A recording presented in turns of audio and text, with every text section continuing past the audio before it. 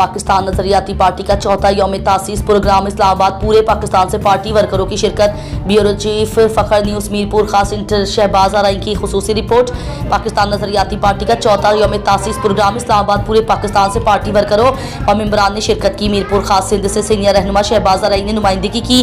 PNP के general secretary Faizan Aslam और अब्दुल शकूर शजरा को सिंधी अजरक का तोहफा पेश किया गया। चेयरमैन शहीद हैदर मलिक सियालवी को शहबाज आरई मीरपुर खास ने सिंधी की सकाफत सिंधी रैली का तोहफा पेश किया और पाकिस्तान नजरियाती पार्टी के जनरल सेक्रेटरी राजा फैजान असलम का इंटरव्यू भी किया गया।